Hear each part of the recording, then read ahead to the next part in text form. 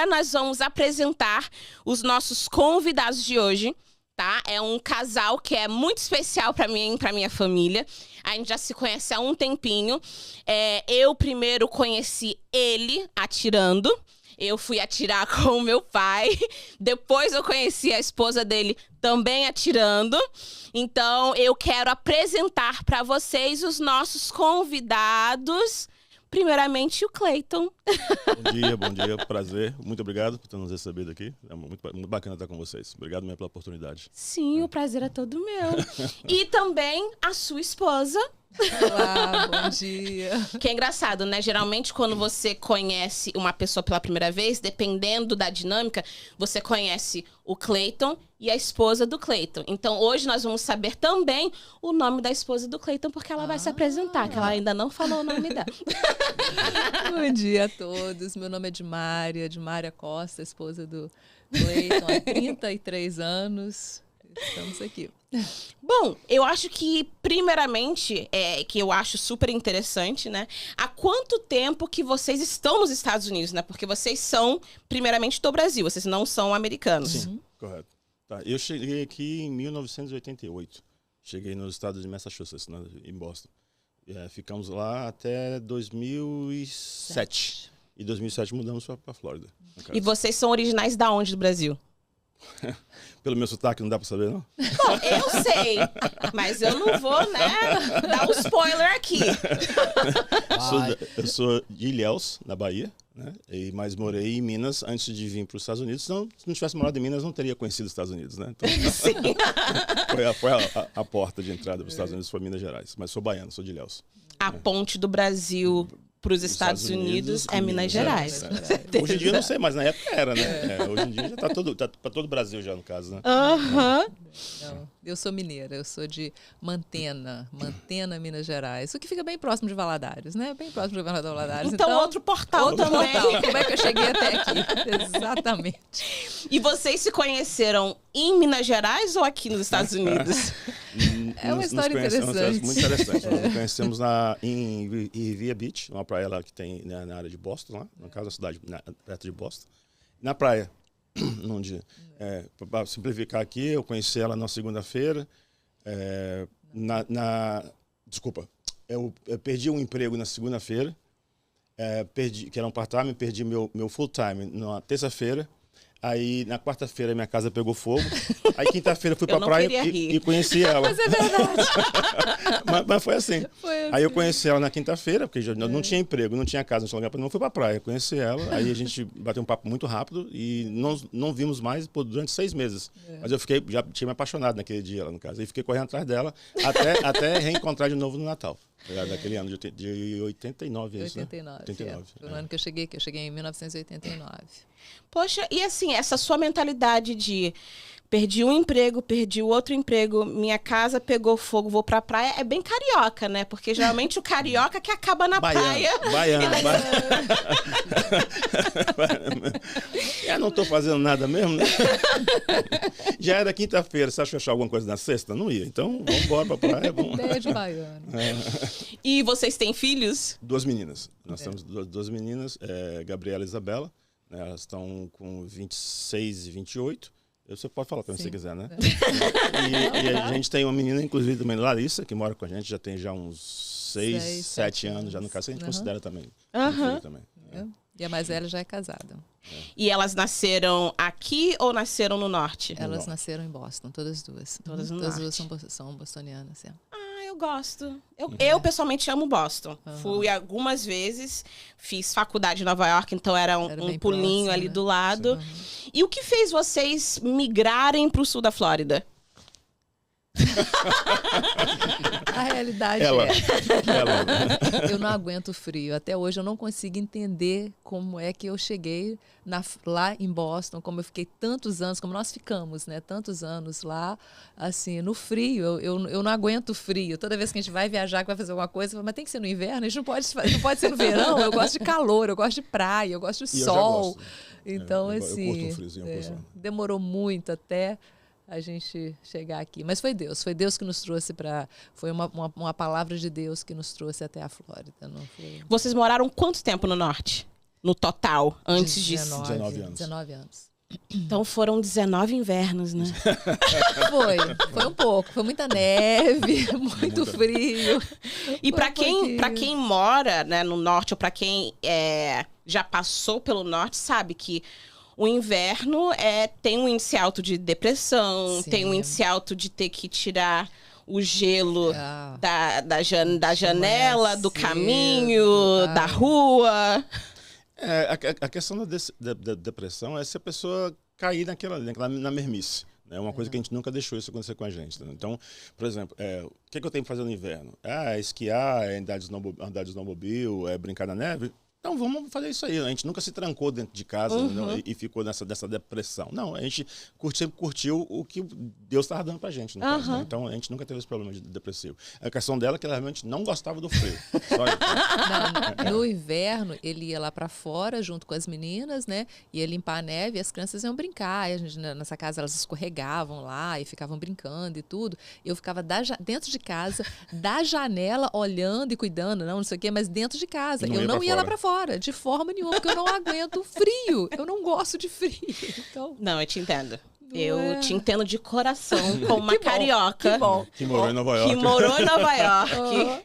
Que o primeiro inverno eu faltei algumas aulas por não conseguir sair do meu dormitório. Porque aquele negócio de depois da neve cair, quando passa aquele vento e levanta aquelas, parece agulhinhas de gelo, eu te entendo. Te compreendo de coração. Que bom. Achei alguém.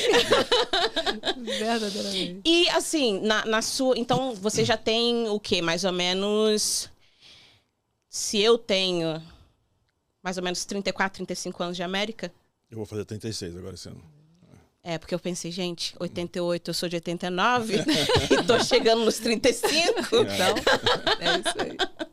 Na sua experiência aqui nos Estados Unidos, o que você acha que seria um conselho importante para quem está pensando em migrar para a América? Assim, o que você deveria pensar antes de fazer essa mudança do seu país para um novo país? Eu vou te falar, eu não vim com mentalidade de imigrante, vou te falar a verdade. Uma vez que a pessoa vem e para os Estados Unidos muda de país, mas ela traz uma carga do país que ela está deixando lá para trás. Entendeu? Então, ela acaba não vivendo aqui, ou aproveitando que as coisas da terra têm para dar, né? E também não vive lá, só fica na memória, aquela coisa atrapalha.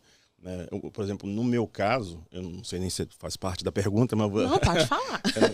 Eu nunca me vi como imigrante nessa terra, no caso, para te falar a verdade. Eu sempre me vi como parte do país. Eu vim para somar com o país. Eu não vim para saquear o país, eu vim para ajudar o país. Então, nunca me vi como imigrante. Eu nunca tive nenhum problema de pessoas olharem para mim e ter, como é que fala? Preconceito. Eu nunca senti preconceito. A única vez que teve um início de preconceito foi logo depois do Setembro 11. Sim. Que eu estava na porta da minha casa, um camarada passou, um senhor de idade, ele olhou para mim, ele não sabia de onde que eu era, ele perguntou, você é desse país que o pessoal fez esse negócio? Eu falei, não, senhor. Ele falou, ok, obrigado. Foi embora.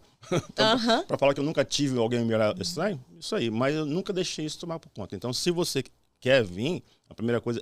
Não estou falando esqueça as suas raízes. Sim, né? claro. Mas venha e viva na terra, de forma que a terra está te oferecendo. Né? Porque senão você vai ficar... Aí você vai entrar em depressão. Sim. Então eu nunca, até hoje não me vejo como imigrante, eu vejo como parte da terra. Então eu acho que a pessoa tem que fazer isso aí. Falar a verdade. E faz sentido. Eu tive uma experiência muito interessante com relação a isso.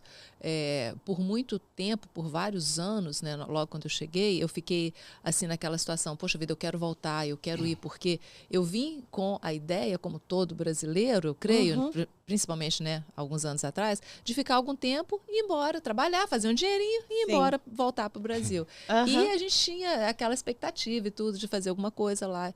Mas eu lembro que eu ficava naquela coisa assim, poxa vida, eu nunca vou embora, eu vou sempre ficar aqui, eu nunca vou poder ir lá. Até o dia que eu me dei conta que eu não vou voltar, eu não quero voltar, a minha vida teve uma mudança de 100%. Sim. Eu comecei a literalmente aproveitar a vida aqui e foi quando, assim, isso foi até antes da gente ter filho e tudo.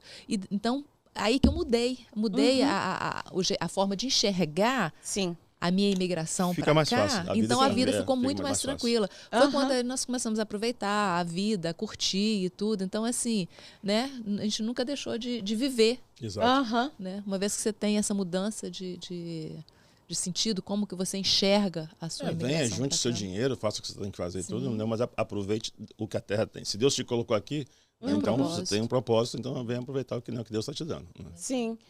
E é importante, até mesmo as pessoas, você falou sobre Deus, né? Sobre quando você tem um propósito e Deus trouxe aqui. Às vezes as pessoas esquecem, né? Quando elas acreditam em Deus e vêm para os Estados Unidos, elas se esquecem quem trouxe elas para cá. Né? E às vezes a gente fica muito preso ao rótulo imigratório. Exato. Você é isso ou você é aquilo outro. Então, esses rótulos te prendem num lugar que não te permitem viver, né? Como você falou, que a terra está te oferecendo, te proporcionando. E é engraçado porque eu me lembro quando eu estava no seminário, na Califórnia, eu estava conversando com o irmão responsável da igreja onde eu frequento. E eu falei para ele que uma das minhas dificuldades era sentir que Deus tinha me trazido para os Estados Unidos, mas o governo federal não me queria aqui. Então, o que eu fazia? Ele falou assim, Larissa, se Deus te trouxe aqui, é problema dele. Sim, verdade. Exatamente. A sua legalização é problema dele. Né? Então, não fique presa a eu não tenho um social, eu não tenho uma residência. Ele te trouxe, é problema dele. Faça o seu melhor para também estar pronta para quando houver oportunidades, 100%. você poder reconhecer aquelas oportunidades e também, né, usufruir daquelas oportunidades. Porque muitas pessoas, às vezes, como você falou, ficam com aquela mente, eu sou imigrante, então eu não posso fazer isso. Eu sou imigrante, não posso fazer aquilo. Então eu sou imigrante, só posso trabalhar com isso. Exato. Eu sou imigrante, só posso fazer isso. Então a gente acaba se limitando e não consegue, né, ir para frente e realmente viver o sonho americano. Exatamente. Né? Eu tive amigos na época que eu precisava sair para procurar emprego e tal. Eu lembro um brasileiro, nome Bill, não era o nome dele mesmo, Bill, e ele era do Espírito Santo. E aí eu precisava sair para procurar trabalho e tal. Aí eu falei, você me ajuda? Eu falei, me ajudo, vamos embora. Aí saí para procurar trabalho e tal. Aí quando entrou no primeiro lugar para procurar trabalho, eu falei, vai lá, agora pergunta pro cara se tem trabalho. Ele falou, mas eu não sei falar. Eu falei, e nunca vai saber se não vai lá e aprende. Então, ele nunca foi e falou por mim. Ele falava, vai lá e fala assim e mete a cara, no caso, né? Então eu sempre tive pessoas assim que me empurraram, me ajudaram, no caso. E nunca pessoas que me colocaram para baixo. Então o seu ciclo de amizade, né, realmente vai te levar para um lugar maior, melhor, ou vai te derrubar. Então você tem que entender aonde você está realmente. Como você falou agora, quem te trouxe foi Deus. Então, ande no caminho dele com as pessoas que colocaram no seu caminho. Não é. E isso que você falou sobre pessoas ao redor, isso também é extremamente importante. Sim. Já era importante no Brasil, quando a sua mãe falava, né? Se seus amigos vão fazer, você vai fazer também só porque eles vão fazer, né? Mas especialmente aqui, porque você está num país novo, você está com regras diferentes, leis diferentes. Então, as pessoas que você coloca ao seu redor vai fazer toda a diferença na sua trajetória e experiências na América. Né? Então, isso é, com certeza, extremamente importante. Né? Então, com isso, eu sei o que você faz, mas eu quero que você entre mais um pouquinho para depois a gente entender por que você faz o que você faz, Cleiton. Então, conta pra gente o que você faz. Entre tantas outras coisas. Eu sou instrutor de armamento e tiro nos Estados Unidos, na Flórida, né? Apesar de que a minha licença ela vale em todos os Estados Unidos, mas o meu foco é na Flórida, no estado da Flórida. Então, eu ensino e dou aula às pessoas para elas aprenderem a manusear arma de forma segura e pegar o porte de arma no estado da Flórida. Mesmo que, hoje em dia, não é necessário ter porte de arma para você poder portar uma arma. Mas já também para esclarecer isso aí, mas essa lei não está aberta para todo mundo, que tem muito imigrante e não está na situação legal, né? E acha que tem condições de ter arma por causa dessa mudança da lei do ano passado. Não. A lei de compra de arma não mudou. A lei de compra de arma fala, se você legalmente pode comprar uma arma, legalmente você pode portar uma arma. E que é legalmente comprar uma arma? Quem tem mínimo de green card e não tem antecedentes criminais. Para baixo do green card, ninguém tem condições de ter uma arma legal. Então, eu sou instrutor e tento conscientizar pessoas, principalmente o nosso povo brasileiro, que acha que arma só está na mão de bandido. Então, e que arma é um perigo. A arma é igual um carro. Não? O carro você faz o que você quiser. Você corre a 100 milhas por hora, mata, atropela, bate, né? Ou você vai de casa para o trabalho, vai passear com ele, você usa ele para o seu lazer. A arma é a mesma coisa, no caso. E o que fez você entrar nesse ramo, né? Porque, assim, não é todo mundo que chega nos Estados Unidos, do Brasil, vive aqui e, de repente, decide, por um acaso, ser instrutor de armamento. Eu vou te devolver essa pergunta. Eu sei que o programa é seu, mas eu te devolvo essa pergunta. Fala. O que fez você entrar para ser advogada de imigração? O que me fez entrar nesse ramo foi porque, para mim, a nossa comunidade precisava de educação sobre imigração correta e saber realmente o que estava acontecendo com a imigração e não o que todo mundo fala. Porque o dia que eu encontrar quem é todo mundo, eu acho que eu bato em todo mundo. Porque todo mundo não está falando a verdade.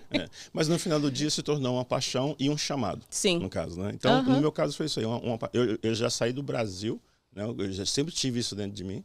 E é legal, como no seu caso, na sua profissão também, e no final do dia, mesmo que a gente ganhe, ok, ninguém trabalha de graça. Então, mas não é só ganhar o dinheiro. No final do dia, é você saber que você conseguiu ajudar alguém e mudou uma mentalidade, no caso. Né? E mudou para melhor. Né? Porque não dá para pior, é fácil, no caso. Mas você conseguiu mudar e ajudar alguém. Isso é muito bacana. Então, por exemplo, no mundo da arma mesmo, que o pessoal fala, você gosta de arma. Aonde eu vou, o pessoal conversa comigo de arma. Pode falar com ela. Eu não vou em lugar nenhum, eu não toco no assunto. Eu fico calado. Pode falar a verdade. Porque a arma é um ponto. O que eu gosto de ensinar as pessoas é a forma de segurança. Isso eu gosto, de você ir no local, você saber se você está bem. Situation awareness, né? Sim. Você fazer. Tá ligado, dos cenários. Né? Do cenário, exatamente. Sim. Porque, infelizmente, você está se atualizando no mundo que nós vivemos hoje. Né? Os Estados Unidos, hoje, não é o mesmo Estados Unidos que eu cheguei em 1988. Não. É completamente diferente. Por exemplo, nada a ver, mas em 88, eu cheguei, você não via outdoors de mulheres na rua de sutiã. De calcinha, não existia. Não existia. Hoje em dia já existe. Então você vê assim, como é que já mudou. Coisa simples, mas já mudou bastante a mentalidade, o risco, entendeu? Então eu gosto de ensinar as pessoas isso. Então, às vezes você vai num local que você não vê nada. Aí eu falo assim, presta atenção aqui, presta atenção ali, presta atenção aqui. Aí a visão muda. Então, fazendo a sua família ficar mais segura, entendeu? Eu fico contente com isso, no caso. Então, foi por isso que eu entrei nessa aí. E quando que foi? Porque você falou que você já tinha isso desde o Brasil. Mas o que aqui que foi aquela virada que realmente você falou, não, agora eu vou fazer isso, vou me aprofundar, vou treinar, vou ensinar. Qual foi o evento que realmente te levou a levar o próximo passo?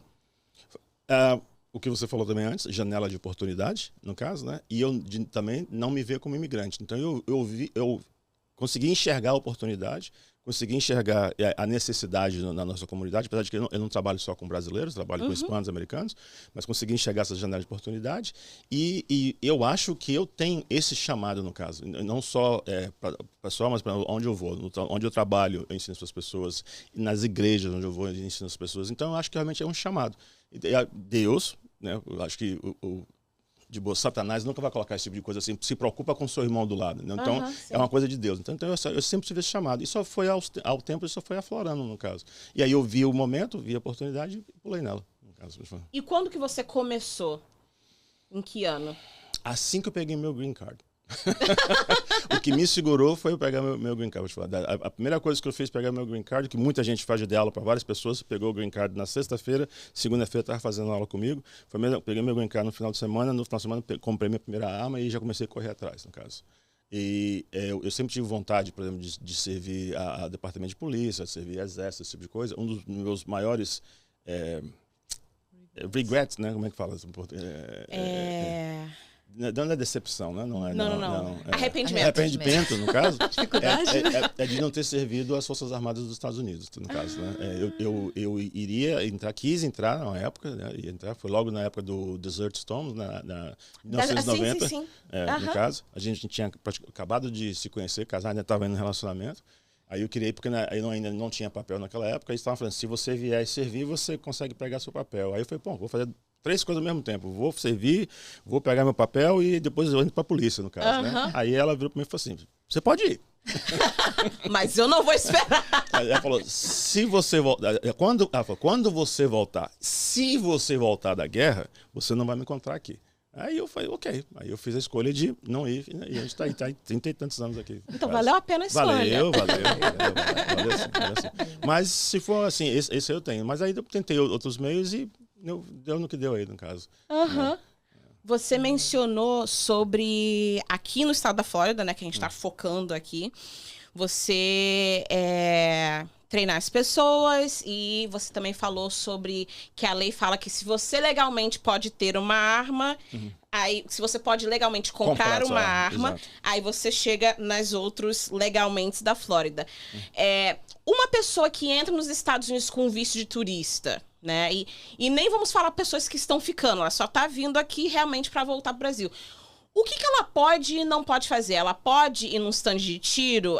O que ela realmente pode e não pode? Inclusive, existem companhias aqui, tem até uns amigos nossos que estão começando a fazer aqui.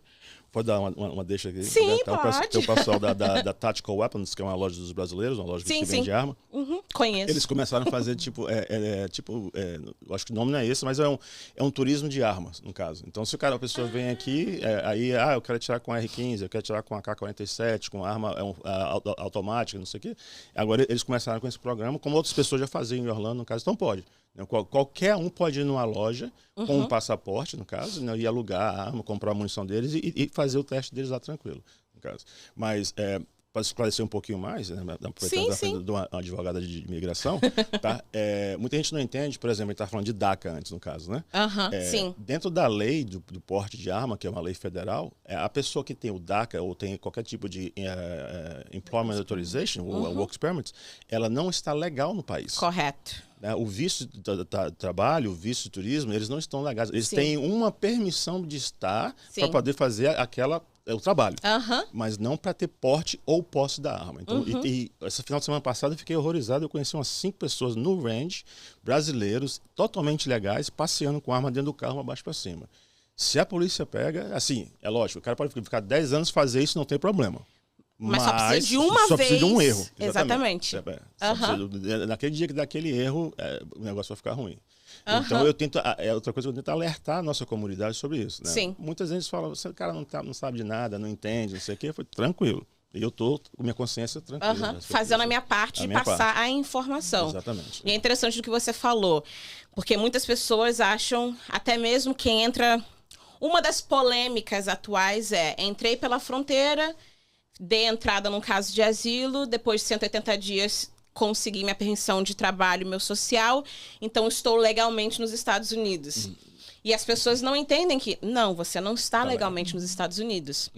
Até mesmo pessoas que dão entrada no EB2NW ou no EB1A, que são, né, vistos de alto padrão para pessoas executivas e pessoas de habilidades especiais, mas elas não entendem que durante o processo, a imigração te conceder uma permissão de trabalho, um social, não significa que o seu caso está aprovado. Exatamente. É um privilégio apenas, as pessoas não entendem. Exatamente. É um privilégio, aliás, limitado, enquanto o seu caso está em trâmite. E usando essa abertura, a gente teve até um caso recentemente, uma pessoa que fez uma consulta com a gente, que já está nos Estados Unidos há 12 anos, e teve já vários outros tipos de visto, mas que finalmente deu entrada no EB2 e estava esperando o processo, acho que nos últimos 6 anos. Teve permissão de viagem, permissão de trabalho, social. Só que finalmente o caso da onde eles estavam fazendo antes foi negado. E aí a pessoa fala, não, mas eu tinha uma permissão de trabalho, eu tinha um social. E aí a gente tem que explicar. Sim, mas isso não é o seu documento, não é uma residência, você não está legal no sentido óbvio. Você está congelado no tempo imigratório, né? Que é um termo mais simples para explicar como funciona esse relógio. Mas você não tem um status. Você não pode falar, eu sou um turista, ou eu sou um estudante, ou eu sou um residente, ou eu sou cidadão. eu estou num processo migratório. Exatamente. E estou esperando uma resposta. Então, e tem essa o diferença é benefício do importante. social, tem o benefício, né, do employment authorization, mas não lhe dá um status de imigração. Correto. E as pessoas não entendem isso. Mudar essa mentalidade, porque, como você falou, se você achar... Como você falou? Se achar todo mundo. Se eu achar todo mundo, eu bato todo mundo. É o meu caso também, entendeu? Porque todo mundo fala, não, porque a lei mudou, todo mundo agora pode ter uma... Não. Exatamente. Não é assim, entendeu? Mas a gente vai... Se eu conseguir mudar uma cabeça por dia, já estou satisfeito. Já. Então, é um caso muito interessante, né? A nossa cultura, o brasileiro, a gente toma muita iniciativa com esse privilégio que nós temos. Você acha que o privilégio que te foi dado de estar aqui, ele te dá direito a fazer muitas coisas. Então, você vai além de onde você deveria. Não, mas se eu estou aqui, eu tenho direito a isso. Não, você não tem o direito, é um privilégio. E se a gente conseguisse entender como imigrantes que é um privilégio para nós morarmos nos Estados Unidos, vivermos aqui, criar os nossos filhos, a gente viveria um pouco melhor em termos da nossa vizinhança, de todo mundo, se você entendesse o privilégio que é você estar num país de primeiro mundo, de ter acesso a tudo isso que nós temos aqui. Até mesmo de lembrar de onde que a gente veio, né? Porque às vezes muitas vezes... que eu penso, e eu sei que é uma coisa tão simples, mas que eu já vi muito acontecer. Poxa, tô andando no corredor e deixei alguma coisa cair no chão. Eu vou lá e pego, porque eu me lembro de onde que eu vim. Exatamente. Eu me lembro como é que era lá no Complexo do Alemão. Então, eu quero cuidar daquele ambiente, porque eu me lembro, poxa, por que a minha família veio pra cá? Foi pra ter oportunidades melhores. Uma vida melhor, exatamente. Né? Uma vida melhor. Pode ser uma besteira? Talvez, mas eu sei que isso vai ajudar no meu futuro melhor, no futuro melhor para meus filhos. Exato. Então, isso faz toda a diferença, né? E sobre como é que se fala? Degustação de armas, né? Que você mencionou. Porque eu sei que tem muitas pessoas que vêm do Brasil e as leis do Brasil são completamente diferentes sobre arma, sobre armamento, sobre stand de tiro. A pessoa só precisa do passaporte, não precisa de mais nada extra. Ela vai chegar no range, né, se for um estabelecimento de nome, né, e sabe o que está fazendo, ela vai pedir para alugar uma arma, vai escolher uma arma, pedir, e a pessoa que está atrás do balcão vai ter certeza que ela sabe manusear aquela arma. Se ela tiver alguma dificuldade no manuseio daquela arma, o próprio pessoal do range vai colocar uma pessoa do lado deles para ir lá no range lá, no range que nós vamos, eles não cobram absolutamente nada para isso, né? Que aí o rapaz entra com você, fica do seu lado para ser de forma segura, né, um ambiente seguro, e ele vai te ensinar como você vai manusear. Ali naquela 1 hora, 2 horas, a quantidade de munição que você tiver é a quantidade de tempo que você vai ficar lá dentro, no caso. Mas tudo num ambiente seguro e tranquilo. Então tem essa opção para pessoas que nunca... Porque também tem muita gente pessoas que nunca tocaram numa arma, mas querem ter a experiência, querem, né, pela primeira vez. Porque quando a pessoa chega lá com o passaporte, a primeira coisa que vão fazer eles vão te dar uma arma, colocar uma arma limpa, né, sem munição, sem nada, mas vai pedir o cara para você pegar e manusear ela. Da forma que você pegar, ele já sabe se você sabe mexer com ela ou não.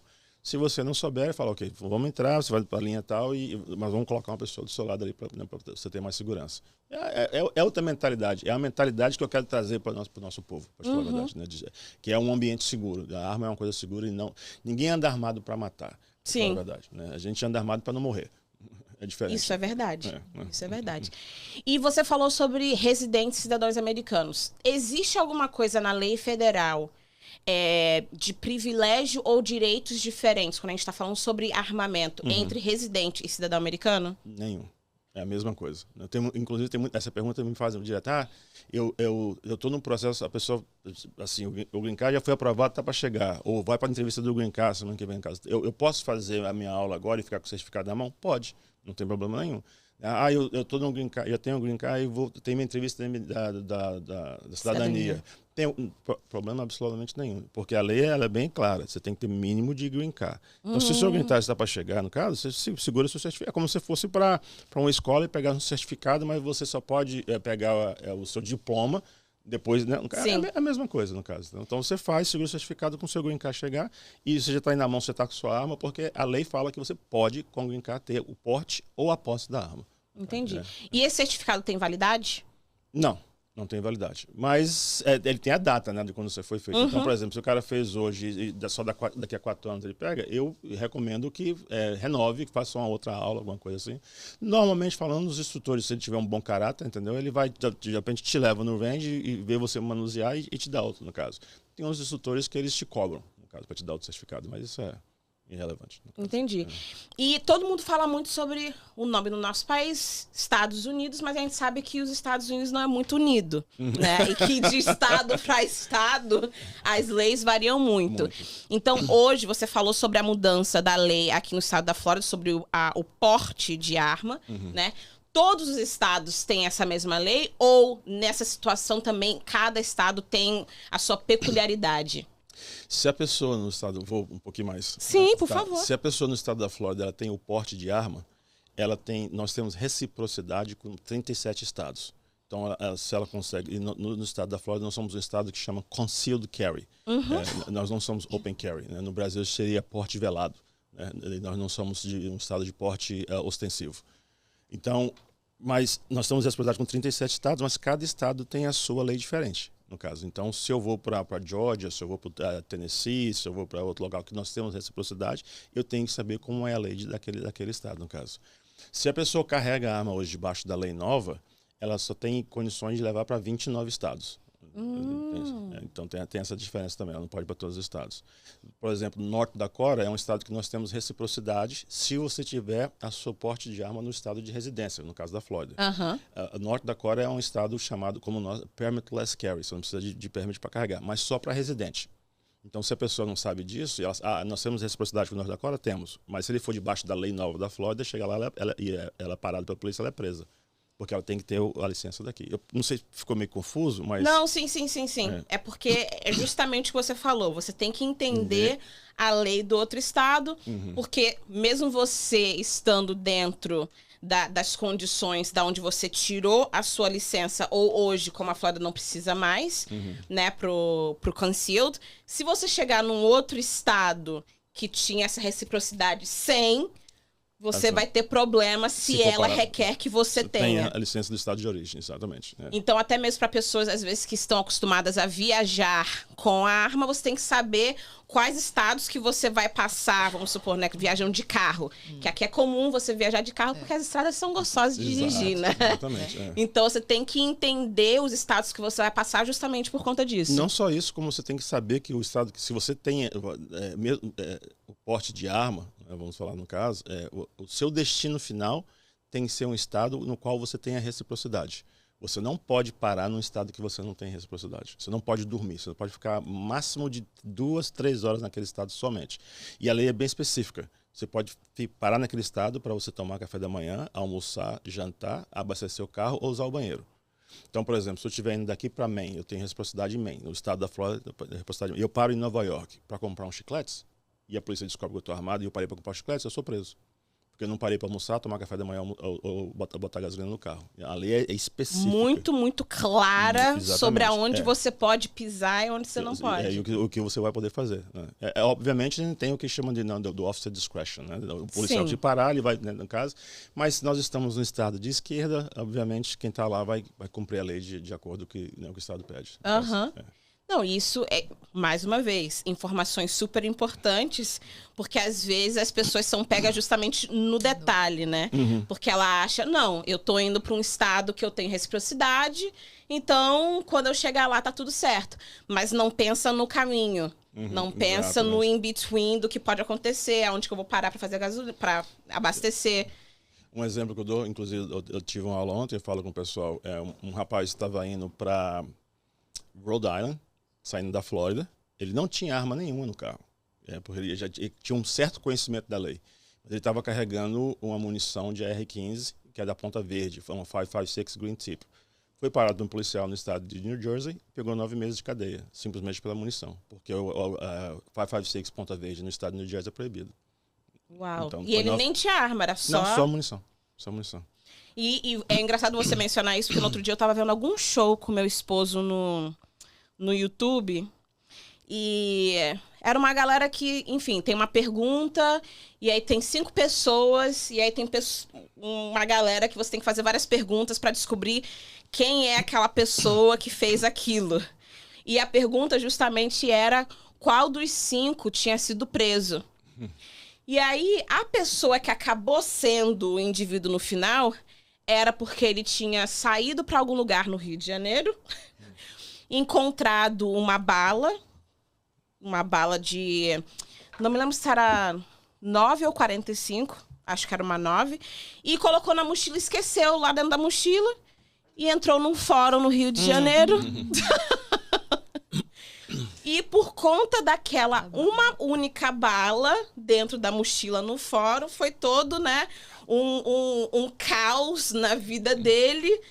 E ele justamente explicou sobre, óbvio, no Rio de Janeiro, mas explicou que, né, ok, que era uma só, mas que havia toda essa, né, porque você tinha uma munição, a gente não sabe por que você tem munição num lugar proibido, e aí chega nesse caveat que é a discrição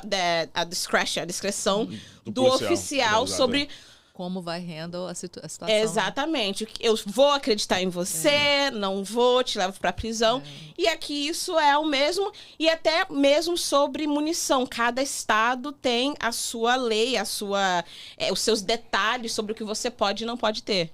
É lei federal, no caso, né? Mas os estados sim têm essa... Por exemplo, as cidades, elas têm condições de colocar...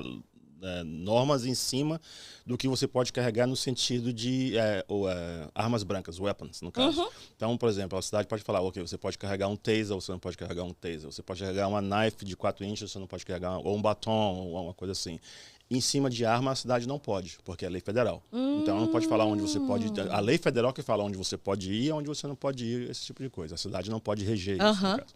Mas falando de munição, por exemplo, e falando de novo no sentido imigratório. Tá? Sim. Eu tive um aluno, como a maioria dos meus alunos, acaba se tornando amigos, né? Tá aqui, vocês, seu pai aqui, né? Viram parte da família, no caso. Ele virou para mim e falou assim, Cleito, eu estava querendo comprar um cofre, os pais deles moram aqui na Flórida também, e vai deixar na casa do meu pai esse cofre, porque quando eu for lá, não sei o que e tal, aí eu quiser sair com meu pai para dar uns tiros, já tá lá, não preciso ficar carregando para baixo para cima, no caso.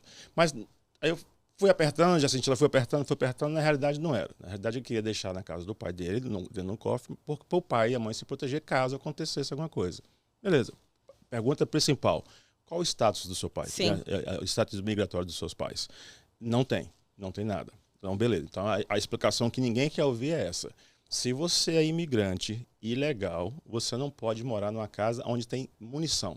Esquece de arma. Se tiver munição na casa, e mais uma vez, alguém tem que saber, né? Sim, claro. Você pode ficar lá 90 anos, não tem problema nenhum. Né?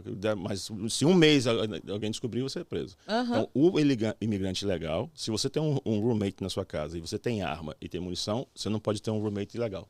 Ilegal, mais uma vez falando, visto, DACA, ou Employment Authorization. Qualquer coisa que não é uma residência, uma cidadania. O mínimo de residência, exatamente. Então, as pessoas também não sabem esse tipo de coisa. Não, eu não sabia. E isso é super importante saber, justamente porque o custo de vida hoje tá ficando caro na Flórida, né? Igual Califórnia, Nova York. E muitas vezes as pessoas estão tendo que alugar quartos para conseguir, né, tocar a vida. Se tornou uma coisa muito lucrativa, né? O aluguel de quarto na Flórida. Exatamente. Os quartos, o sobradinho lá atrás na casa, né?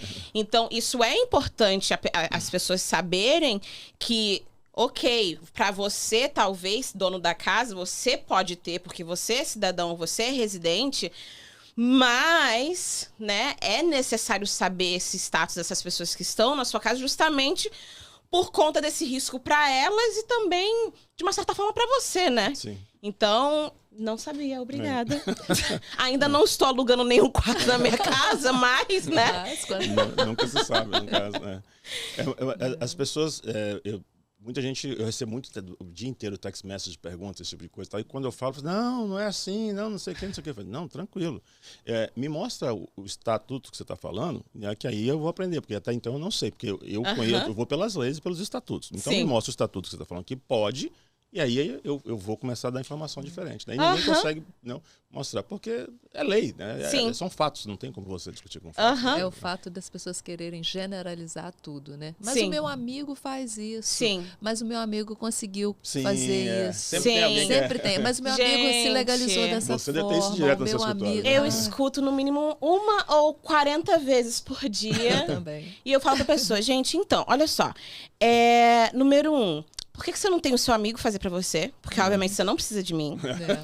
Tá? Vou dar essa resposta agora. Essa é interessante. Eu gostei dessa. Ou então as pessoas perguntam, tá, doutora, mas se eu fizer isso, o que vai acontecer? Minha bola de cristal não está funcionando hoje. A bateria acabou e eu ainda não consegui encontrar um lugar para comprar nova. Então, qualquer pessoa que está falando para você que te garante um resultado, não sabe como a lei funciona e não sabe que ela não pode te garantir um resultado, né? Então, antes da gente continuar aqui, a gente vai entrar no nosso break, no nosso comercial. Primeiramente, a gente gostaria de agradecer a RCN por continuar apoiando, tá, a gente aqui na RC Brasil, a rádio da comunidade brasileira. A gente já volta. Se Deus está aqui, pra que tristeza? Se Deus está aqui, eu dou beleza. Se Deus está aqui, não me preocupo com amanhã. Se Deus está aqui, eu não me preocupo com amanhã. Deus está comigo.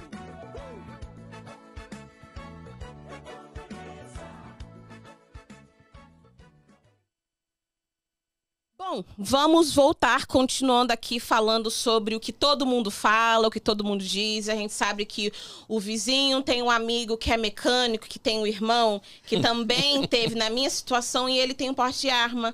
Ou então tem um amigo meu que o primo dele acabou de chegar no Brasil e ele comprou e tá tudo certo. Então a gente está hoje esclarecendo as nossas dúvidas imigratórias relacionadas a porte de arma, a comprar arma com o Cleiton. Para que fiquem esclarecidos, porque como a gente já sempre fala aqui, a nossa meta é sempre dar informação para nossa comunidade, para que vocês possam tomar as melhores decisões. E eu gostei de uma coisa que o Cleiton tem falado algumas vezes aqui, é que ele falou assim, não, porque você pode ter tido essa situação por 90 anos, por 10 anos, mas só precisa de uma vez nesse tempo para o negócio dar errado e dar muito errado, né? Até, inclusive, eu falo com os meus alunos, falo, nunca procure informação no Google. Sim. O Google é muito bom, mas nunca procure informação no Google. Porque eu sou um próprio exemplo disso. Nós fomos para o Tennessee, chegamos já no finalzinho da tarde, estávamos cansados, aí tomamos um banho e íamos sair para jantar. Eu sempre ando armado. E no Tennessee nós temos reciprocidade. Mas como eu tinha acabado de chegar, eu não tinha me informado direito como é que eu ia me proceder lá, eu perguntei pro cara que a arma também lá é normal, né? Aí eu perguntei pro cara do hotel, falei assim, eu tô indo sair com minha esposa, se eu entrar num bar, né, porque lá é normal bar ser restaurante. Sim. Né? Se eu entrar no bar armado, tem problema? Ele falou, não, você pode entrar armado no bar, lá, você só não pode beber. Eu falei, bacana, porque na Flórida você não pode entrar armado em bar de forma nenhuma. Né? Muito bacana e tal. E aí eu peguei minha arma, fui ignorante e fiz isso, no caso. Eu poderia agora ir no Google e colocar, fui no Tennessee, entrei no bar armado e você pode ir desde que você não beba. Tal. Essa resposta, ela é uma resposta, tem legalidade nela? Está em algum estatuto do Tennessee sobre o porte de arma? Não sei. Eu fui, não tive problema, e agora eu vou no Google e falo isso aí. Sim. Então, eu crio uma cadeia de pessoas que vão com a mesma mentalidade, até o dia dar errado para alguém. Sim. No caso. Então, eu falo, não vá no Google, porque você pode achar alguém que fez alguma coisa e deu certo para ele, não quer dizer que vai dar certo para você. E é engraçado o que você mencionou, porque esse é um exemplo perfeito do que acontece na área imigratória o tempo todo, o dia todo. Até mesmo porque a gente tem muitas pessoas que não são profissionais da área, fazendo no caso de o mais simples que existe, uma extensão de visto. E aí, eu me lembro tendo uma conversa com uma pessoa, e essa pessoa falou assim pra mim, não, mas eu faço extensão porque eu fiz alguns e deu certo. Então, eu só faço isso. E aí eu pensei, tá, mas você não sabe se você fez corretamente ou se você somente teve sorte e deu certo. Exato.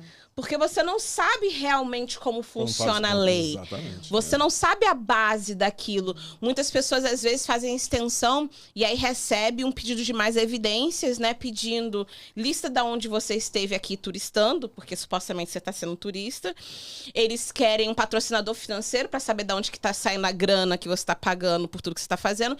E, né, acho que recentemente, no último 12 meses mais ou menos, eles também querem saber, você tem empresa aberta? Então, por que você tem uma empresa aberta? Quem é que trabalha para você? Você está fazendo serviços para sua empresa? Se você está, o que está sendo remunerado e o que não está sendo remunerado? E dependendo do tempo, a gente também quer o imposto de renda dessa empresa que você está aberta aqui. E as pessoas, às vezes, mentem, falam, não, eu não estou trabalhando para a empresa, vão e mandam o imposto de renda da empresa. Gente, no imposto de renda... tem tudo que eles precisam saber. Porque ali vai falar se você está tendo distribuição para os seus oficiais da empresa. Vai mostrar se você tem, funcionários e você está fazendo os pagamentos. E se você não tem funcionários, a conclusão é você está trabalhando para sua empresa. Exato. Mas isso a Globo não mostra. Aí depois a galera chega e fala assim, não, doutora, mas era só uma extensão. Eu falei, gente, não é só uma extensão. É o seu futuro. É a sua vida, da sua família. Não é tão simples assim. E é justamente isso que você falou. Muita gente dá essas... Não, eu só faço extensão, porque acha que todo mundo pode ser na mesma forma. E muitas pessoas com leis, não somente sobre armamento, mas várias outras leis nos Estados Unidos, pegam o Google da vida, ou então o fulano, o ciclano, todo mundo, que deu certo, mas é porque você não falou com aquela uma pessoa que não deu certo. Sim. Né? É por isso que é muito falo, importante. Você, mais uma vez, né, como doutora da lei, sabe que a lei não é a mesma coisa para todo mundo. Não. É completamente diferente. Exatamente. Então, na realidade, o mesmo caso que aconteceu comigo e acontecer com ela, o resultado é completamente diferente. Sim. Pode ser igual, mas pode ser completamente diferente. Né? É muito importante você sempre estar se cercando de pessoas capacitadas e realmente licenciadas na área que você está trabalhando. Você não pode chegar para uma pessoa qualquer e falar, não, como é que eu vou manusear essa arma? Como é que eu vou fazer isso? Vá para uma pessoa que tem uma licença, que sabe o que está falando. Por que eu vou pedir para aquela pessoa estender o meu visto? Eu vou procurar uma pessoa que é licenciada, que tem a capacidade, que sabe, que é formada. Entende? É muito importante você procurar profissional, um profissional ele é muito correto. interessante.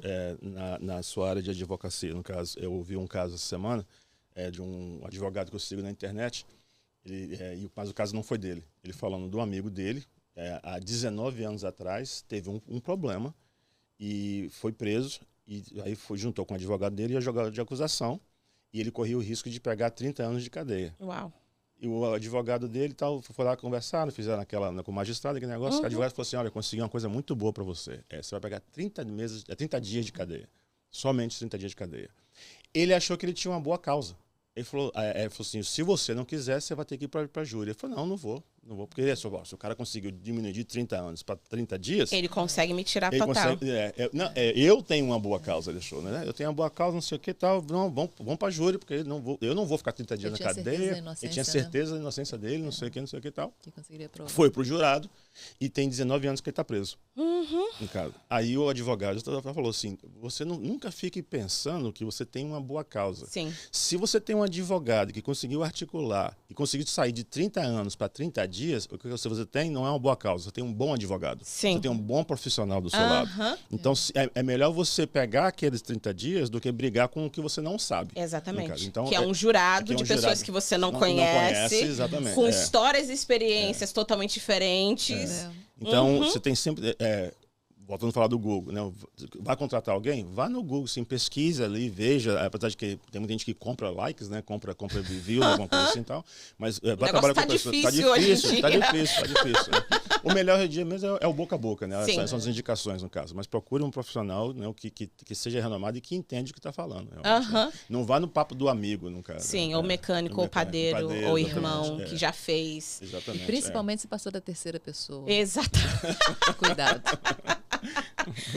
Eu vou usar essa agora, porque eu parava numa linha mais próxima, mas é verdade. Passou da terceira pessoa, cuidado. E é engraçado porque você está falando sobre profissional, né? E quem você contrata e tudo mais. E, gente, eu comecei a atirar muito antes do meu pai. Porque como eu fiz um programa da Marinha quando eu estava no high school, isso a gente conversava normalmente, muitos entraram para as Forças Armadas depois. E aí eu me lembro, eu tinha 21 quando eu comecei a atirar com um amigo meu, que o irmão dele, já estamos chegando perto da terceira pessoa, cuidado.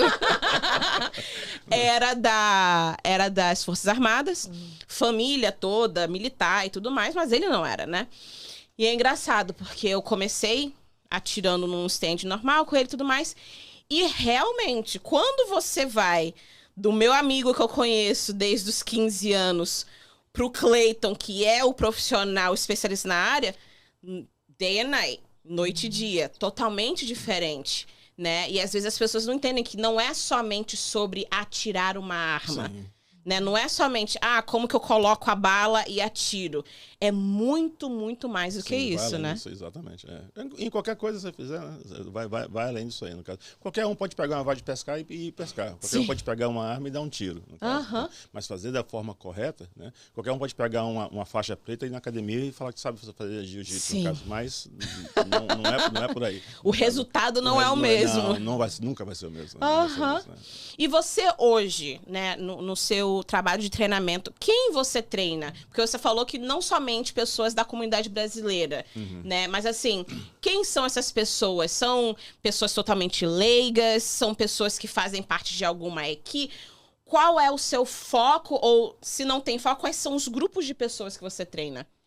Igreja. Eu treino bastante gente de igreja. E dentro de igreja tem pessoas que fazem parte de algum tipo de departamento de polícia, no caso. Né? A gente tem gente da Departamento Federal. Inclusive, nesse próximo final de semana, eu vou dar um curso agora, uma aula para um pessoal de igreja, onde tem policiais que fazem, no caso. Mas na sua grande maioria são civis normais, no caso mesmo. Então, são pessoas que são apaixonados pela arma, né? Pelo mundo da arma em si, no caso. Ou simplesmente pessoas que estão vendo que os nossos dias estão mudando rapidamente, né, e querem se proteger. No caso, né? E principalmente não tem idade, né? Porque não tem idade. A beleza dos Estados Unidos não tem idade. Desde que você consiga segurar uma arma seguramente, né, com confiança. É lógico que eu não vou pegar uma arma para criança de 12, 10 anos de idade e vai lá sozinho. Não. Tudo acompanhado, num ambiente seguro, no caso. Mas já dei aula para 10 anos, né, já veio com a gente, né, com crianças de 10 anos. As minhas filhas começaram com 8 e 10 anos de idade, no caso. Então, isso aí é tranquilo. Pessoas já anciãos também, pessoas já da terceira idade que querem agora aprender a se proteger e tudo, e procuram. Mas da mesma forma também, porque entre a sua licença do porte de arma no estado da Flórida e o estado, estou eu, como o seu pai também, que é instrutor, no caso, né?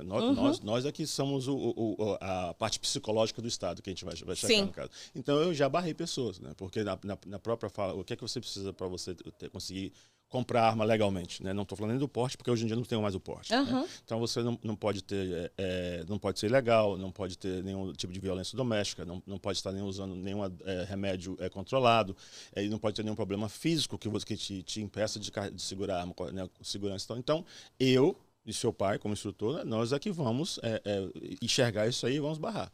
Mas, como também no seu caso, como uma boa profissional, você vê que eu já falo assim, não, isso aqui eu não pego, porque não vai dar. O cara sai do seu escritório, bate num que vai pegar, correto, no caso, porque o que ele quer é o dinheiro. Sim. Né? E pra gente, apesar de que todo mundo trabalha pelo dinheiro, mas o dinheiro para mim não é tudo. Sim. Então eu barro.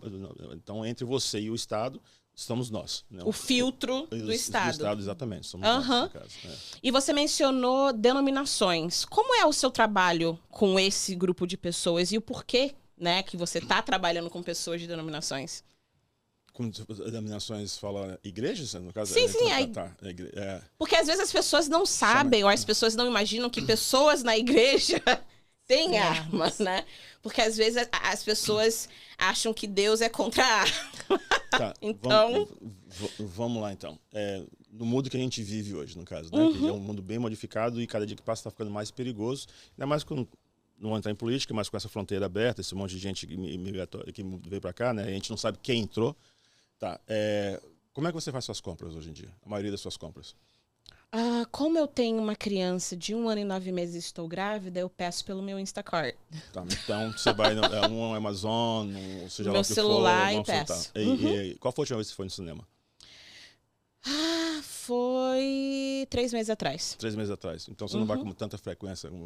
Hoje em dia não mais. E a maioria das pessoas estão assim. Então, por exemplo, hoje cinema, teatro, mall, eu falo que está obsoleto, no caso. Porque sai um filme no cinema hoje, você assiste no Prime, você assiste alguma coisa no Amazon, whatever, no caso. Disney Plus. Disney Plus, Netflix, você assiste lá. Compra, e eu não lembro a última vez que a gente foi no mall. Né? Tudo é Amazon e outros sites que tem no caso. Então, se não tem muita gente, não tem muito risco. Sim. Existe um risco, mas um risco menor. Onde é que está o maior aglomerado de pessoas hoje em dia? Nas igrejas. Escolas e igrejas. E esses são os pontos mais frágeis, mais fracos, no caso. Então, tem muita gente que não tem essa mentalidade ainda de proteger esse negócio. É por isso que eu falei mais cedo, no caso, que isso acho que é um chamado. Sim. Então, eu acho que eu nasci com um chamado assim na igreja você não tem lá o ministro do louvor, você não tem lá a pessoa que toma conta das crianças, não sei o que e tal. Sim. Eu acho que eu recebi de Deus vou chamar de guardião, pode falar a verdade. Então eu entro no local e eu vejo todos os pontos fracos, entendeu? E eu até faço de graça, pode falar a verdade, para a igreja. Eu mostro para as pessoas, olha, isso aqui é perigoso, isso aqui é perigoso, isso aqui é perigoso. Então, e aí começou começar a trabalhar com as igrejas. Agora, mais com igrejas americanas. Né? Inclusive, eu lancei um vídeo no grupo que nós temos no WhatsApp, falando a respeito disso. Eu já perdi a conta de igrejas brasileiras que eu já fui, conheço pessoas que têm a mesma paixão que eu tenho, né, e têm o mesmo chamado de guardião, no caso, e a gente faz isso por trás dos bastidores, ninguém precisa ficar sabendo de nada. Aí a pessoa fala, olha, na minha igreja tem essa deficiência, você pode ir lá conversar com o pastor assistente ou a pessoa encarregada? Vamos lá, nós saímos daqui, não vou falar do local, mas já viajamos já, né, com as nossas despesas, né, da gente pagando tudo e tal. Olhamos, conversei, ficamos 2, 3, 4 horas. Tal. Perdi a conta, Larissa, de quantas igrejas eu fui e falo de todas as dicas. As pessoas ficam super empolgadas, levam para a parte mais alta da igreja e barra, porque acha que Deus vai tomar conta de tudo. E vai, Deus é soberano, com certeza, no caso. Claro, mas se Deus faz, por que a gente tem pastor? Se Deus faz parte do Deus, fala com você diretamente, não precisa do pastor. Para que tem o ministério infantil? Deus deixa as crianças no quartinho lá e Deus vai dar aula para as crianças, certo? Né? Para que tem gente no estacionamento? Então, por que você não tem uma pessoa preocupada com a segurança do seu ministério? Infelizmente, a nossa comunidade não tem isso. Eles não têm até alguma coisa acontecer. Que, infelizmente, geralmente é assim, né? Ou eles têm a mentalidade de formiga, no caso. Eu sou uma formiguinha, ninguém presta atenção, ninguém vai preocupar comigo, entendeu? Para esse tipo de gente de terrorismo, não existe. Se tem 5 pessoas, já é um grupo suficiente para fazer um estrago. Entendeu? São 5 pessoas. São 5 pessoas, exatamente. Até mesmo é um princípio bíblico, né? Onde 3 ou mais. Exatamente. 3 para cima já é um número significativo, né? Então... E o que esse pessoal quer? Né? A lógica, o que é a lógica do atirador ativo, do Active Shooter Situation? Né? Eles querem matar a maior quantidade de gente possível em menor tempo de espaço possível, no caso. Então, se eu tenho 5, consigo pegar 5, beleza, 5 eu fiz ali. Né? E se você não tem um preparo... Assim, eu falo sempre, se vai ter uma emboscada, né, alguém vai morrer. Então, infelizmente, um cara entra na igreja com 100 pessoas, 200 pessoas, começa a tirar, alguém vai morrer. Mas você pode minimizar aquela perca, entendeu? E se você tiver uma pessoa bem treinado no estacionamento, talvez você pode barrar lá fora, no caso. Mas, infelizmente, no geral, a nossa comunidade, até a comunidade hispana também, a comunidade americana, nesse sentido... É bem mais avançada. Eles estão milhões de anos na frente, em termos de segurança da congregação. E eles falam, aqui nós temos gente armada, se você vier para cá, você está vindo no lugar errado, aqui não é lugar de você brincar. Aí eu já vi pastores falando, até assim, venha no testar. Não sei nem se é certo fazer isso, no caso, entendeu? Mas ele você tem mesmo, está exposto lá e tudo. Né? Mas, como meu pai fala, vou facilitar o seu encontro com Deus. Não sei para onde você vai, entre você e ele. Mas estou aqui na entrevista final. Eu vou te colocar para fazer a entrevista, né? O que vai dar no final a gente não sabe, entendeu? E foi por isso, assim, realmente uma paixão pela segurança das pessoas, né? No local que a gente estava mesmo, o pessoal era contra e tal. E aí muitas vezes vieram me criticar, falar comigo, não sei o quê. Eu falava, relaxa, relaxa, porque eu não estou aqui para vocês. Sim. A minha família faz parte da congregação. Sim. E eu estou aqui pela minha família. Se acaso alguma coisa acontecer e eu conseguir sair com sucesso, vocês também serão beneficiados, no caso. Mas eu não estou aqui para ninguém, já que vocês não acreditam, não confiam, pode ficar tranquilo que se for para cima de vocês, tá, ó, eu vou falar, tá escondido atrás da cadeira. Eu vou falar ainda. Sim. Ele não acredita, então não precisa, no caso. Sim. Né? E é engraçado porque você, né, falando sobre esse ponto de segurança nas congregações e sobre essa falta de discernimento mesmo, né? Porque se você é uma pessoa que leu a Bíblia do princípio até o fim, teve muitas guerras entre o povo de Israel e todos aqueles povos que estavam ao redor. E, aliás, em uma das passagens da Bíblia que eles estavam tendo que reconstruir a muralha, né, o muro, era justamente reconstruindo com uma mão e a espada na outra. Exato. E não era porque eles não acreditavam que Deus não iria proteger eles, mas Deus falou para eles que era daquela forma que eles tinham que fazer. Quando foram prender Jesus, Sim. quem foi que quis proteger ele com o quê? Com a espada? Exatamente. Foi uma espada por quê? Eu acredito porque naquela época não tinha R15. Senão ele ia proteger com R15. Já tinha, porque senão estava todo mundo só com a capa mesmo na mão lá. Tá, inclusive tem uma passagem na Bíblia que fala, venda sua capa, vai e compra uma espada. Né? Não lembro exatamente onde está essa passagem, mas existe. Então tem que ter essa preocupação, entendeu? Tem que ter essa segurança. E infelizmente, mais uma vez falando, igrejas e escolas são os locais hoje mais suscetíveis a alguma coisa acontecer. E o interessante é que se você está nos Estados Unidos, você mora aqui, você está prestando atenção nas notícias dos Estados Unidos, o que a gente mais escuta nos últimos 10 anos são atentados em escolas e igrejas. Sim, sim. Né, como você falou, são ainda os pontos que ainda não são obsoletos. As crianças vão para a escola e as pessoas, né, por conta da fé, vão para um lugar físico para se congregar. Aliás, uma das coisas que mais sentiu falta durante a pandemia era exatamente porque a gente, sendo humano, a gente ainda tem uma necessidade desse contato, né, com outros humanos. E hoje em dia ainda tem esses dois pontos. Então, realmente, você não ter essa preocupação ou então falar que Deus vai proteger. Gente, eu acredito em Deus, mais uma vez. Minha família, eu cresci numa casa cristã. Mas isso não tira a prudência, né, que a gente precisa ter, especialmente, como você falou, no mundo que a gente vive hoje, que tá as coisas andando muito rápido para pior. Com Deus, eu aprendi que com Deus nós somos cooperadores. Sim. Né? Então nós vamos cooperar com a obra. Como eu já falei, nós temos professores, nós temos músicos, nós temos, né, televitas. Então tem que ter o pessoal que preocupa com a segurança. Não, exatamente. Exatamente. E eu acho que isso é um ponto importante de educação para a nossa comunidade, né? Porque, especialmente como as coisas têm estado nos Estados Unidos, até mesmo não tocando em política, mas tocando no clima que nós estamos entrando, de eleições agora que estão chegando em novembro, a gente sabe que o clima imigratório tá tenso. Sim. Né? E eu me lembro que na primeira eleição do Trump, eu acho que o número da galera do KKK aumentou, assim, que eles estavam quase extintos e do nada, né, ressurgiram das cinzas rapidamente. E às vezes a gente esquece que ter direitos nos Estados Unidos, porque sim, imigrantes ainda têm direitos, independente se eles são documentados ou não. Tem alguns direitos que são direitos básicos, né, de ser um ser humano. Não significa que não tenham pessoas contra você. Sim. E não significa que não tenham pessoas que possam fazer algo contra você. E hoje, com esse clima e essa rixa entre imigração e imigrantes, indocumentados, documentados, tudo isso, a gente nunca sabe o que pode acontecer. E como você falou, denominações, especialmente quando é focado em, né, igrejas brasileiras, igrejas hispanas, ou até mesmo mosques, né, de muçulmanos, igrejas de judeus, né? Você sempre vê muito a necessidade desse tipo de cuidado, porque você não sabe o dia de amanhã.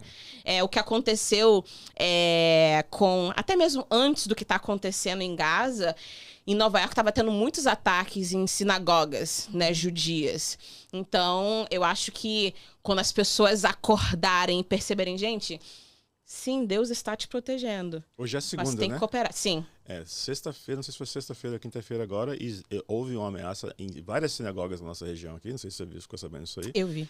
Só que, graças a Deus, no final, descobriu que foi um hoax, né? Foi uma sim. uma invenção, foi uma brincadeira de mau gosto, no caso. Mas um trote. Um trote, mas houve. Então, assim, eu acredito que é brincadeira, não. Eu acho que é um teste.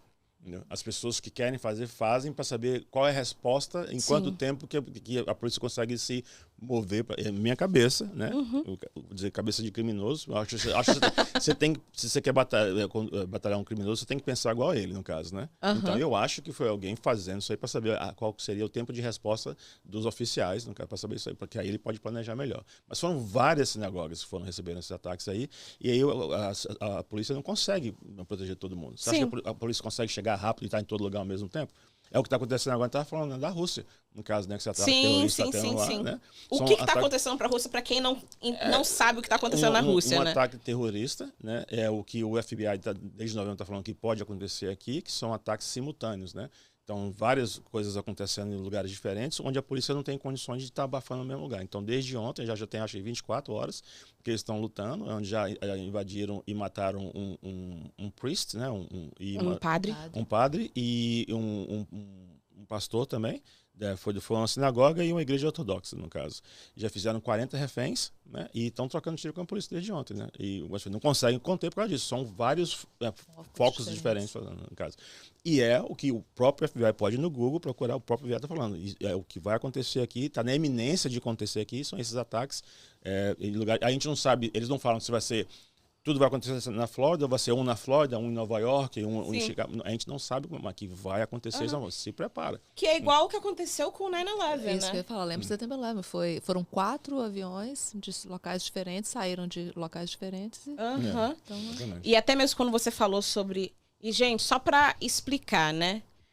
Não é para ninguém entrar em pânico. Meu Deus, a doutora tá falando que vai acontecer... Exatamente. É para você se preparar. Você tem que ter consciência do que está acontecendo no mundo. Porque outra coisa também que acontece, que a gente falou no início, é que às vezes as pessoas se mudam para os Estados Unidos e vivem nas notícias do Brasil. Vivem no que está acontecendo ainda no Brasil e não estão ligados, né, nos acontecimentos aqui e não se preparam. Então, assim, é sobre estar consciente, sobre você estar preparado, né, com contingency plans, né? Planos de contingência. Exatamente. Então, isso é importante. Mas até mesmo quando você estava mencionando, né, que quando você tá aqui, é importante você viver aqui e entender o que está acontecendo aqui. Por quê? Quando eu morava no Rio, a minha preocupação era quando tinha arrastão. Era quando a polícia ia subir o morro. Você tem que entender. Aqui, ok, aonde eu moro, eu não estou preocupada com arrastão. Mas, por conta do tipo de país que nós vivemos, o nível de preocupação ou o tipo de ataques são diferentes, né? Eu me lembro que quando o 9/11 aconteceu, eu estava na minha escola em Los Angeles, e aí todo mundo começou a entrar e falar, né? Foi um choque nacional. E eu me lembro, porque eu tinha 11 anos de idade e a minha mentalidade era eu acabei de chegar do Brasil, eu falo assim, não, gente, mas isso não pode estar acontecendo aqui nos Estados Unidos, porque é um país de primeiro mundo. Eu não vejo mais tiro pela minha janela, então isso não pode estar... Não, mas as pessoas às vezes esquecem que cada país tem o seu desastre natural e o seu desastre humano diferente. Né? Não sei se você lembra do Waco, Texas. Sim. Mas você era pequena naquela época. Eu era pequena, mas eu me lembro. Nós já estávamos aqui, tá? Aí, porque teve essa época nossa também, que assim, era trabalhar, no caso, e a gente não... Teve época que eu morei nos Estados Unidos, bem no início, que eu não sabia nem quem era o presidente dos Estados Unidos. Porque a nossa função era trabalhar. Sim. Né? Até como ela falou assim, não, nós vamos viver aqui, beleza, no caso. Né? Mas, por exemplo, cheguei em casa, eu vi lá o noticiário do Waco, Texas, o ATF lá, os federais em cima do telhado, tocando tiro com o pessoal. Ok, fui embora para casa, não dei a mínima. anos depois que eu vim saber o peso que ele teve, toda a história daquele negócio. Né? Aí eu vim saber quem era o presidente dos Estados Unidos. E né? foi muito qual pesado. A minha influência nisso tudo, como voto, esse tipo de coisa, no caso. Sim. Mas a gente também não prestava atenção no Brasil, mas a gente era completamente alienado do que acontecia aqui. Né? E existe hoje, por incrível que pareça, muita gente que vive aqui e não tem a menor ideia do que está acontecendo. Sim. Muita gente. Inclusive, próprios americanos. Sim, tem muitos sim, americanos sim, alienados. Tem muito americano que não sabe que a capital da Flórida é Tallahassee, né? Acha que é Miami. Acha que é Miami ou Orlando. Exatamente. No máximo que é Orlando, né? De Então, Nova York. De Nova York é Buffalo. Não, É lá em cima. É lá em cima, lá. É perto de Buffalo, mas não é Buffalo, não. Mas eles, muita gente acha que Nova Todo York... mundo era... Acho que é porque é Nova York, Nova York. Lá em cima. E Eu da vou lembrar. Califórnia acham que é Los Angeles. Que é Los Angeles. Exato.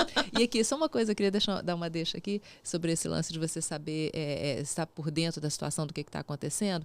É mais uma dica assim, para pais e tudo, porque principalmente, como o Cleiton sempre fala, você tem que estar aware de tudo que está acontecendo com você, nas seus surrounds e tudo, mas principalmente uma vez que você está aqui, que você imigrou para cá, participe, Sim, principalmente, sim. Conheça a sua cidade. Saiba quem é o prefeito da sua cidade. Se tem filhos, se envolva na escola. Sabe que são os professores. Quem são dos os professores? filhos. Sim. Você tem condições de participar do PTA da sua escola, dos seus filhos? Participe, porque O que é PTA? é a organização de pais, né? Sim. Da escola. Ia ser minha próxima pergunta.